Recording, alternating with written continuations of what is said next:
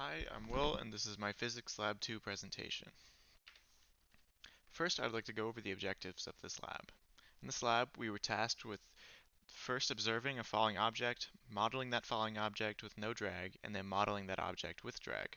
Finally, we were tasked with graphing all three of them together in order to compare the results. Later, we will see how the model with drag is a better representation of the falling object than the model without it. First, I would like to show my observation. I dropped a ping pong ball approximately 6 feet and used tracker to measure its position relative to its starting position as it fell. The origin of the position was marked as the ball's start position, and its deviation from it on the y-axis was tracked with tracker. As you can see on the position time graph on the right, the data starts to become more and more linear as time increases. This implies velocity is becoming constant and the ball is reaching its terminal velocity, which we will get into later.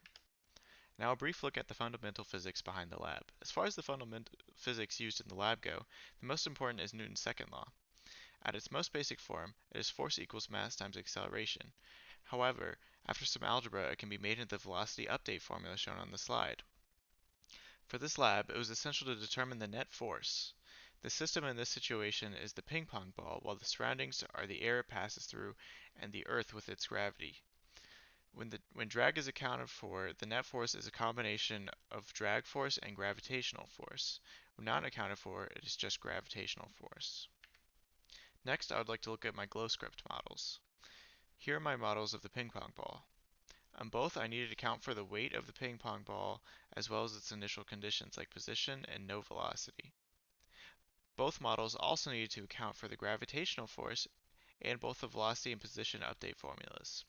For the drag model, I needed to adjust the net force to account for both gravity and drag.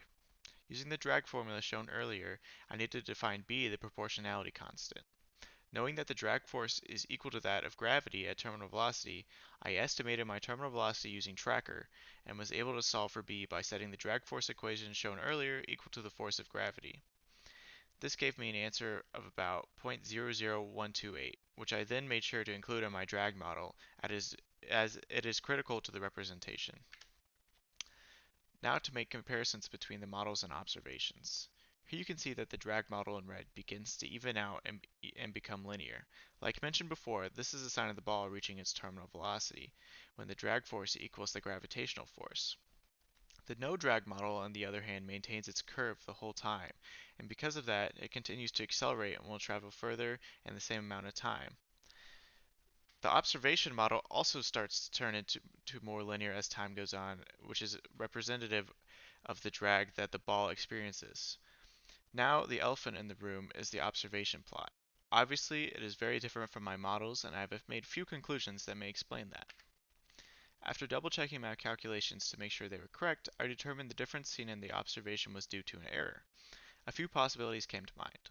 The first being that my tracker clicks were not as accurate as I suspected. The short fall time made it a bit hard to distinguish the ball from its surroundings. I don't think this would make a big difference, however. My next thought is that my ping pong ball may not weigh the standard weight of a ping pong ball, but this is unlikely. Finally, the third and most likely reason is that there was an outside force acting on the ball not accounted for.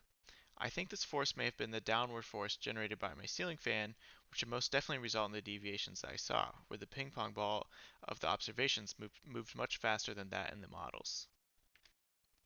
Now I would like to discuss the terminal velocity and how an initial downward velocity might affect it.